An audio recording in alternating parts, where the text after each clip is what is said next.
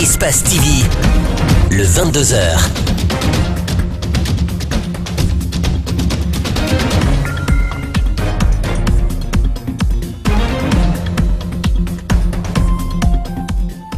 Vous regardez Espace TV, c'est un plaisir de vous retrouver. Mesdames et messieurs, bonsoir. Et tout de suite, les titres de cette édition d'information.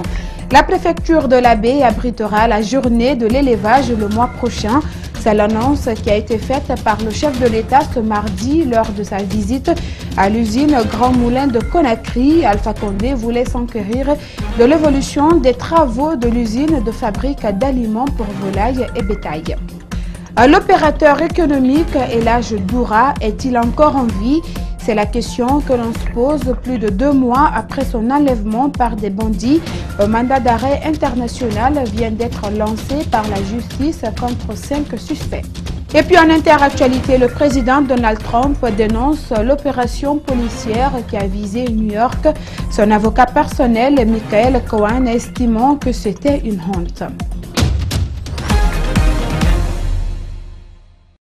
Bienvenue à tous. Le président de la République était ce mardi dans la zone industrielle de Kagbélé pour s'enquérir de l'évolution des travaux d'installation de l'unité de fabrique d'aliments, de volailles et de bétail. Alpha Condé a profité de cette tournée pour annoncer la tenue de la journée de l'élevage pour le mois de juin prochain dans la préfecture de la Baie. Amadou Ribari et Abou Kouriakourma pour le reportage. Le président de la République est arrivé à 10h à l'usine Grand Moulin de Conakry. Les responsables ont envoyé Alpha Condé à la visite de tous les compartiments de l'usine de fabrique de volailles et de bétail. De la station de stockage à la station d'engrais, en passant par celle de dosage de mélange électrique, le président de la République a constaté l'évolution des travaux d'installation. Les responsables de cette unité industrielle parlent d'un projet ambitieux qui va développer le secteur agropastoral et surtout assurer la sécurité alimentaire. Sur le projet qui se finalise de l'usine de nutrition animale, donc qui est destinée à la nutrition des volailles, tout ce qui est ovin, caprins, donc moutons, chèvres et bovins, bovins viande et bovins lait, afin de permettre d'obtenir des aliments qui soient sains et performants, afin qu'il y ait un gain pour l'ensemble des éleveurs guinéens. Le président de la République veut se rassurer que tous les dispositifs sont mis en place pour le lancement rapide des activités de l'usine. Alpha Condé souhaite même que cela arrive au mois de mai. Mais les responsables ne veulent pas faire de fausses promesses et annoncent le début de fabrication pour fin juin. Le chef de l'État est visiblement satisfait. L'usine d'alimentation de bétail est fondamentale parce que nous voulons, la Guinée est un grand pays d'élevage, mais on n'en bénéficie pas parce que nos vaches sont maigres. Donc grâce au Maroc, nous allons faire l'insémination à partir du mois de juin. Et c'est-à-dire mettre le bébé dans le ventre de la vache et le bébé qui va, le veau qui va naître maintenant pèsera 500 kg au lieu de 150 kg. Ensuite, la vache qui donne 2 litres 3 litres de lait, au lieu de 3, il va donner 10 à 12 litres de lait. Pour cela, donc, on a besoin aussi d'alimentation des bétail.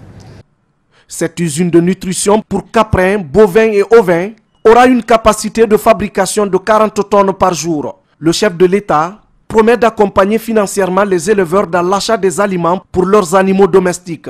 Alpha Condé annonce déjà l'ouverture dès ce mercredi d'une banque pour l'obtention de crédits remboursables. La banque sera créée demain.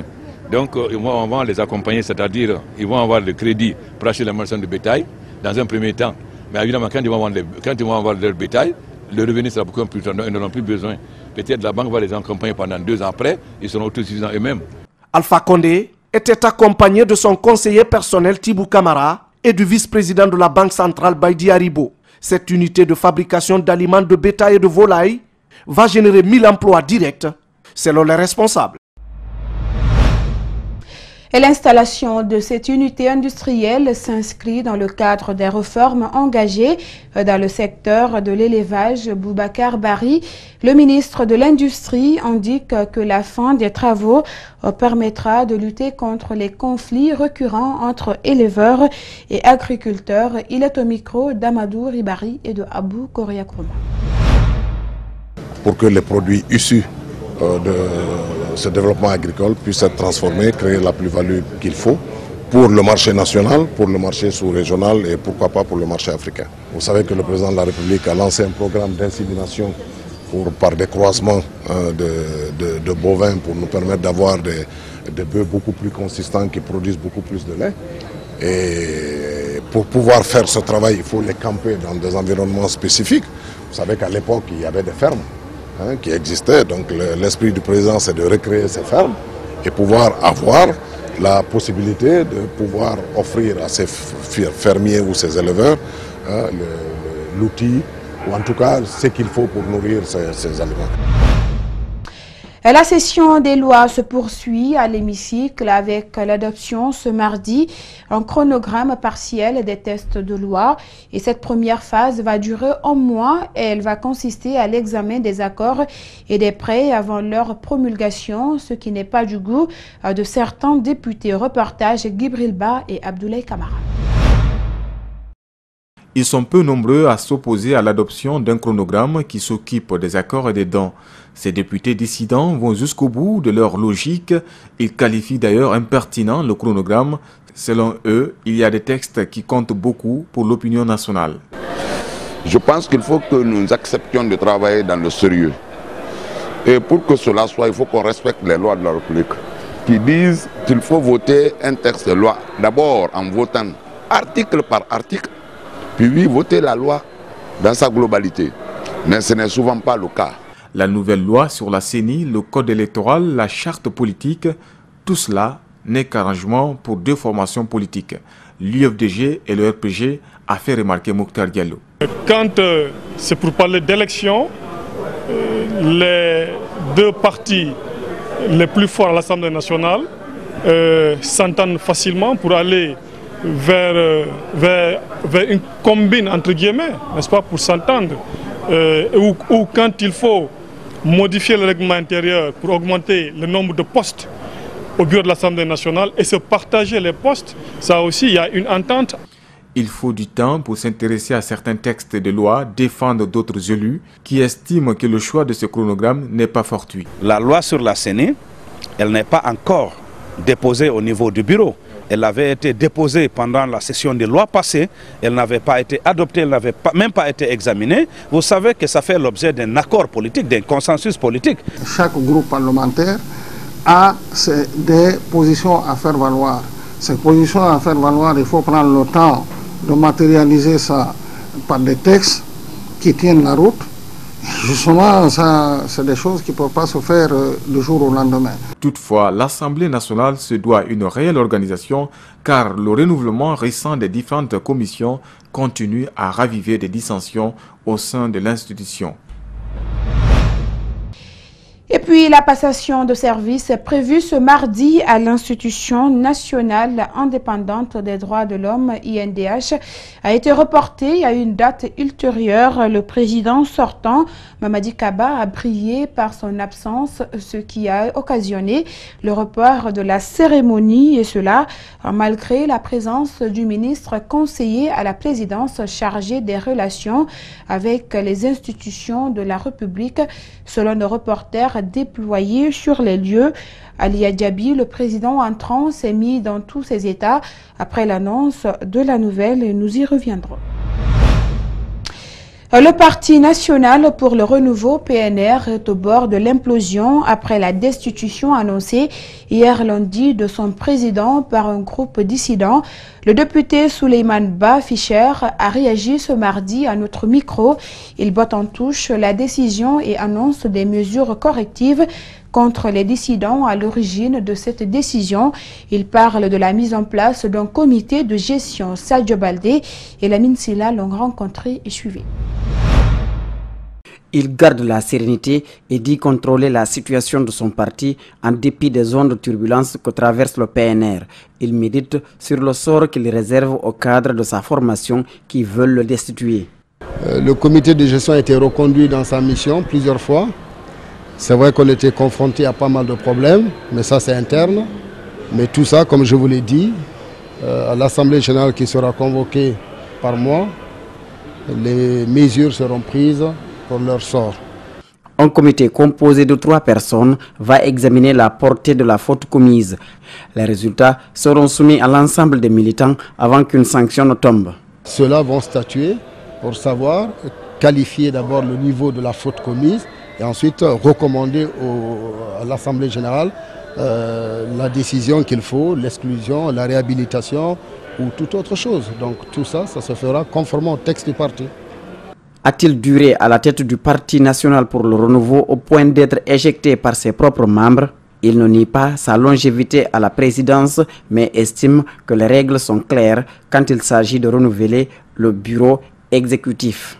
Certains disent que j'ai duré à la tête du parti, mais je pense que quand on est bon, on dure toujours à la tête de quelque chose. Donc si j'ai duré et que ces 4 personnes qui réagissent sur un parti qui a été élu sur le plan national, c'est quand même un peu marrant. Et comme je vous l'annonçais dans les titres, l'opérateur économique Elhadji Abdourahmane Diallo Doura reste introuvable plus de 2 mois après son enlèvement. Un mandat d'arrêt international vient d'être émis par la justice guinéenne contre 5 suspects qui auraient participé au kidnapping de ce commerçant, et la gendarmerie nationale demande l'effort de tous pour l'arrestation de ces présumés malfrats, une action qui enchante la famille Diallo Abdourahmane Ba et Ibrahima Souma. Il s'agit des 5 individus qui se trouvent sur ces photos et qui restent aujourd'hui introuvables dans la nature. Activement recherchés par les services de sécurité guinéennes, ces suspects présumés auteurs de l'enlèvement de Elhadji Abdourahmane Diallo restent introuvables. On s'est rendu compte qu'ils sont sortis de la République de Guinée et qu'ils sont tous à l'étranger. Donc avec nos relations, la mutualisation des efforts avec les polices et les gendarmeries de la sous-région, y compris l'Interpol, donc on a lancé les mandats de recherche. Et c'est sûr et certain, avec l'apport des citoyens de la sous-région, des forces de sécurité de la sous-région, nous allons mettre main sur eux dans sous peu de temps. Ça, c'est clair et net. Aujourd'hui, c'est un mandat d'arrêt international qui est émis contre ces personnes. La police et la gendarmerie travaillent en parfaite collaboration avec Interpol, une nouvelle que partage la famille, mais cette dernière n'a plus de nouvelles de la victime depuis plus de 2 mois. C'est bon de savoir qu'il y a des personnes qui ont été arrêtées, qui sont à l'origine des kidnappings. Mais nous, ce qui nous préoccupe, c'est la famille, notre famille, c'est retrouver mon papa. D'après le porte-parole de la gendarmerie nationale, les suspects recherchés ont tous des antécédents judiciaires. L'affaire Elhadji Doura n'est pas leur première opération d'enlèvement. Et on s'est rendu compte que déjà dans un premier temps, des multirécidivistes, puisque certains étaient déjà en prison. Vous avez entendu le cas spécifique de Sidi. C'est le même groupe qui procédait aux enlèvements. Donc ils prenaient des maisons en location de façon momentanée, ils louaient des véhicules luxe de façon momentanée, et après les enlèvements, après la demande de rançon, ils se disloquent. Dernièrement, des complices de l'enlèvement d'Elhadji Doura ont été présentés à la justice guinéenne. Ce mandat d'arrêt international vient relancer le dossier Elhadji Doura, même si beaucoup s'interrogent s'il est encore vivant ou pas. La décision est tombée hier. Ibrahima Souri Kamara de l'UFDG a été condamné par la justice à 18 mois d'emprisonnement ferme pour outrage au chef de l'État. Cette nouvelle a été accueillie comme un coup de tonnerre dans sa famille biologique à Dabondi et chez ses amis. La tristesse se lisait sur les visages lorsque Mariam Fodé et Kerno Sadouba ont fait un tour chez ce militant de l'UFDG et suivaient leur reportage. La condamnation d'Ibrahima Souri Kamara à 18 mois de prison ferme par le tribunal de première instance de Kaloum suscite la désolation et la tristesse dans sa famille et chez les citoyens de Dabondi. Son père vient de mourir, c'est lui qui le remplace maintenant, c'est lui qui assure la charge familiale. Depuis que nous avons appris la nouvelle, nous sommes vraiment tristes. Ça nous donne beaucoup de soucis et des difficultés. Ibrahima Souri est un enfant bien éduqué, il respecte tout le monde. Ce jeune, depuis la mort de son père, s'occupe de la famille. Depuis cette annonce, ce sont ses amis du quartier qui contribuent pour assurer le quotidien. Et ne regardez pas ce qu'il a fait, mais regardez encore sa famille. Sa famille, il est le fils aîné de sa famille, c'est lui qui fait tout pour sa famille. Actuellement, nous, les jeunes du staff, nous contribuons pour donner la dépense à la famille. La mère d'Ibrahima Sory invite le chef de l'État à pardonner et libérer son fils, seul pilier de la famille depuis le départ de son époux. Je prie le chef de l'État de pardonner mon fils et de le libérer. Sinon, il nous laisse dans la famine. Nous n'avons pas d'autre moyen. C'est lui seul qui assure la charge familiale.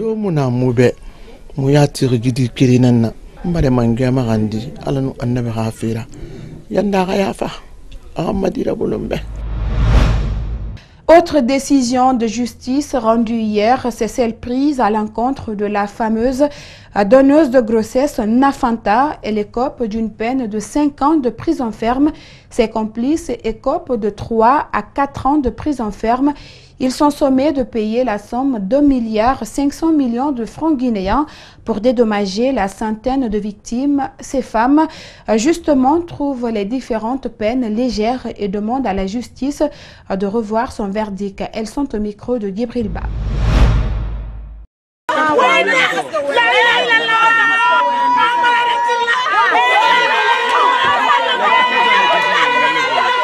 Moi, je veux dire sincèrement, je ne suis pas satisfaite.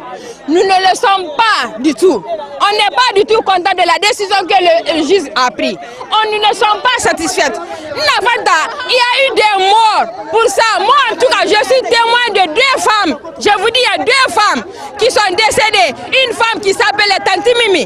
Maintenant, on souhaite de ici jusqu'à la présidence. On arrive là-bas pour qu'on puisse condamner Nafanta. Elle doit condamner à 20 ans. Parce qu'on n'est pas satisfait s'il n'est pas condamné à 20 ans. On va sortir jusqu'à la présidence pour que l'État nous donne nos droits.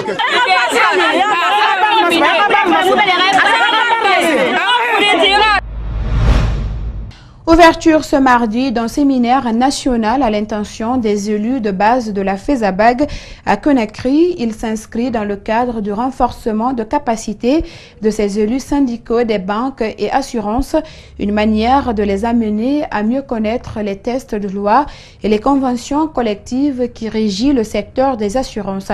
Compte rendu Ouminatou Sidibé et Ibrahima Souri Kamara. Cette formation de 2 jours est d'une grande importance pour ces syndicalistes. C'est une occasion pour eux d'accomplir leur mission, celle de défendre les intérêts des travailleurs, des entreprises et aussi pour mieux agir avec efficacité.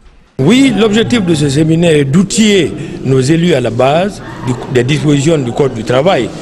Parce que tu ne peux pas agir sans la loi pour qu'ils connaissent leurs limites, pour qu'ils connaissent les droits et les devoirs de chacun au niveau de l'entreprise et aider les travailleurs dans le cadre strict du respect des lois de notre pays. Un des opérateurs économiques présents au séminaire estime que cette action doit être pérennisée pour que les responsabilités soient élargies. Je ne peux qu'encourager ces actions et j'ai demandé à M. Sow et son équipe de pérenniser ces actions. Parce qu'autant les jeunes syndicalistes maîtrisent les pratiques des doyens qui sont des exemples, autant le sens de responsabilité devient élargi et accepté de tout le monde. Dorénavant, ces élus seront outillés sur le contenu du Code de travail et sur les lois de la République. Et cette formation nous a permis d'être outillés sur le contenu du Code du travail. Car qui dit syndicat doit normalement comprendre le contenu de ce code, car le syndicat défend et le travail et les travailleurs. Le secrétaire général de la FESABAG a rappelé lors de la formation qu'il travaille sur d'autres possibilités pour mieux avancer sur les revendications en matière d'égalité. L'Institut supérieur des mines et géologie de Bokeh en difficulté économique pour la mise en place de la transformation de l'institution en centre d'excellence sous-régional des mines et malgré ces problèmes, la nouvelle administration s'active pour créer au minimum de réalisation de cette transformation en attendant la contribution promise par le chef de l'État Abdoulaye Keïta et Salifou Lifo Cissé. La transformation de l'Institut supérieur des mines et géologie de Boké en centre d'excellence à vocation minière sous-régionale est une initiative présidentielle et la Manoriva Union.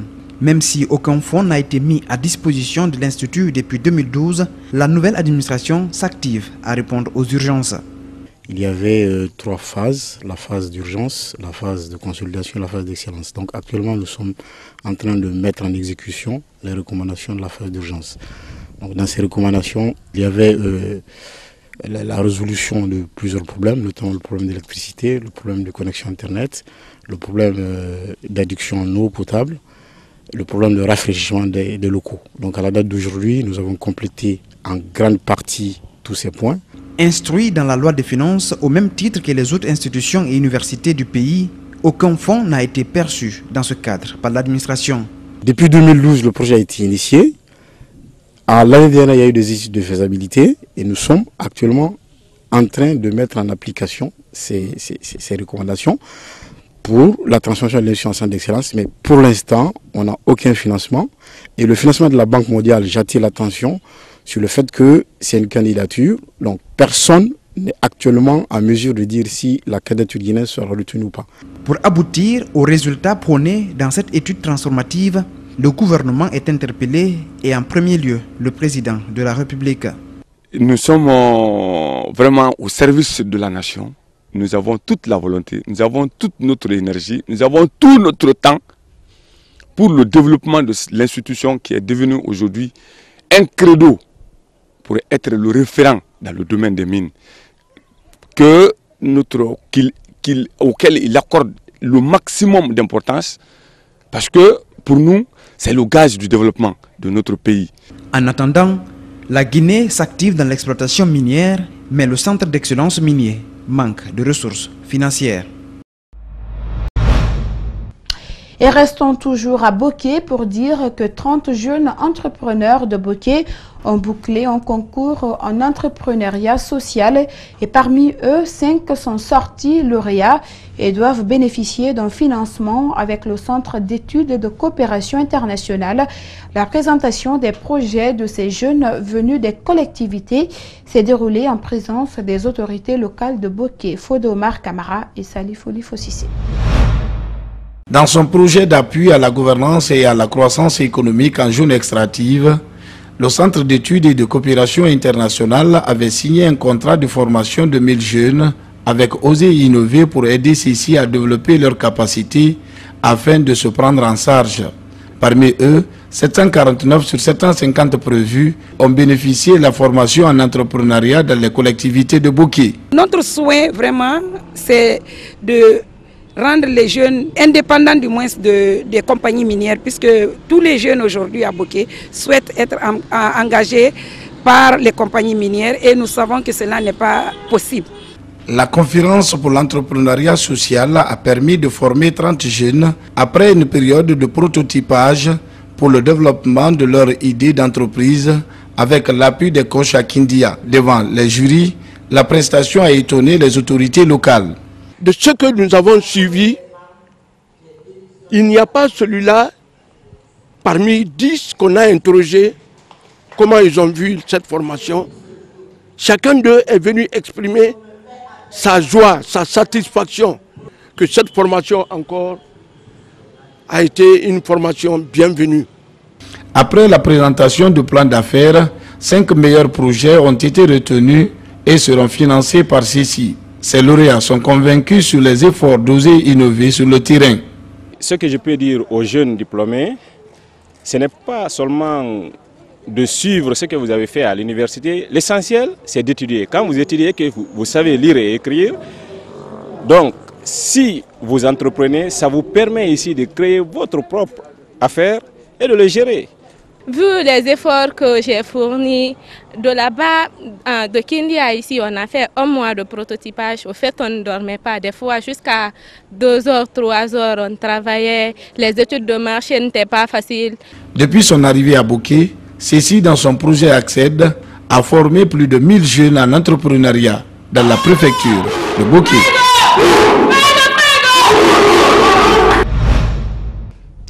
Et les 5 et 6 avril dernier avait à Fria la 7e édition du FIDAO en faveur de la paix en Guinée. Ce FIDAO organisé par l'érudit Mokhtar Doumbouya visait à promouvoir la paix et la quiétude sociale dans le pays. À cette cérémonie de lecture et de prière, plusieurs personnalités ont pris part.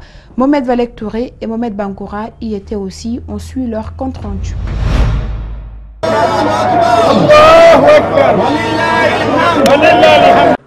Madina, une cité sainte à Fria. Pour la célébration de ce 7e FIDAO, organisé en faveur de la paix, une foule de plusieurs centaines de fidèles musulmans ont effectué le déplacement pour faire des prières et des bénédictions. Une initiative du religieux Mokhtar Doumbouya avec pour démarche de renforcer l'unité entre les filles et les fils de Guinée. Chacun de nous a un devoir vis-à-vis de la nation. Lui, il est en train de faire sa part et je souhaite que cela inspire beaucoup d'autres. À chaque année, on fait cette prière divine pour demander le bon Dieu afin qu'il pardonne nos arrière-parents qui ont trouvé la mort. On profite de ce mouvement, cette prière, pour demander le bon Dieu, le Tout-Puissant Allah, afin qu'il vienne au secours des innocents. Des lectures, des prêches et des enseignements sur la nécessité de vivre ensemble dans la paix ont été entre autres conseils prodigués par ces guides religieux qui ont sollicité les fidèles musulmans venus exprimer leur foi dans une fidélité qui est celui des prières et de l'adoration. Ils n'ont pas manqué d'exprimer leur foi aux religieux. S'il n'y a pas de paix, il n'y a pas de vie. C'est pourquoi il faudrait que chacun y pense. Les prières qu'on est en train de faire, on demande le bon Dieu pour qu'il puisse accepter, pour que le pays là avance, pour que les Guinéens se donnent la main. L'occasion était aussi marquée par l'ouverture officielle de ce lieu de culte en vue de permettre aux fidèles musulmans de se rassembler pour vivre leur spiritualité. La veille de son inauguration a été marquée par des prêches et lectures pour la paix en Guinée.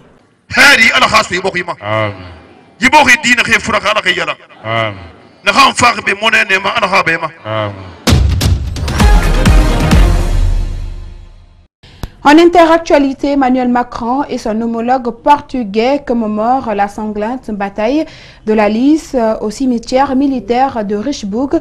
Il y a 100 ans, des milliers de soldats portugais sont morts lors de ce Verdun portugais. Y suivez.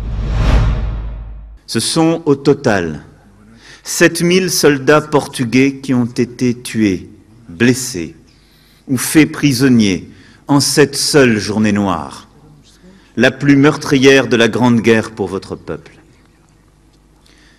Cela fait de cette bataille de la Lys l'équivalent pour les Portugais de la bataille de Verdun pour les Français. Et ceux qui pensent aujourd'hui qu'on pourrait faire bégayer notre histoire en recréant au sein de notre Europe les tensions, le nationalisme, le drame, ont une bien triste mémoire de ce sang qui a coulé. Le FBI a réalisé une perquisition en partie à la demande du procureur spécial chargé de l'enquête sur une possible ingérence russe. Elle serait aussi liée au dossier Stormy Daniels qui affirme avoir eu une liaison avec Donald Trump en 2006. Le président américain condamne une chasse aux sorcières. Suivez. And it's a disgraceful situation. It's a total witch hunt. I've been saying it for a long time. It's frankly a real disgrace. It's an attack on our country in a true sense. It's an attack on what we all stand for. It's policy to provide extensive financial benefits, paying for all laundry and food for the highly paid professionals. Une brasserie de Windsor au Royaume-Uni où le prince Harry épousera l'américaine Meghan Markle le 19 mai prochain a mis en vente une bière spécialement brassée à l'occasion du mariage royal. Suivez. Dans cette petite brasserie située à 2 pas du château de Windsor se prépare une cuvée de bière un peu spéciale. Son nom, la Harry et Meghan se marient. Une façon très britannique de célébrer l'union royale et pour l'occasion, ce producteur a mis au point une recette un peu particulière. It's going to be a classic English pale ale Ce sera une bière de type Pale Ale assez traditionnelle, faite avec de l'orge qui a poussé sur les terres de la famille royale, et nous combinons cela avec du houblon qui vient de la côte ouest des États-Unis. Nous aimions bien l'idée de marier ici l'orge de Windsor et le houblon américain.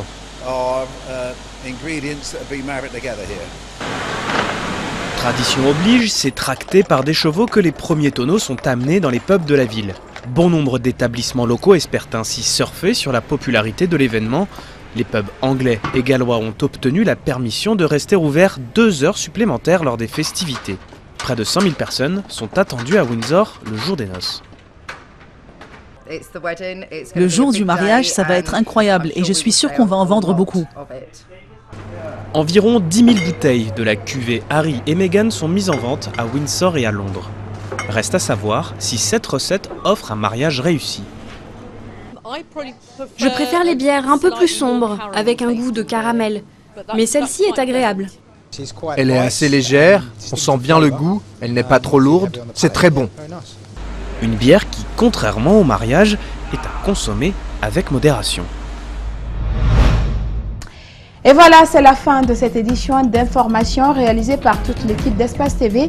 Merci à tous de l'avoir suivi et l'info continue sur notre site web www.espacetvguinée.info et bonsoir.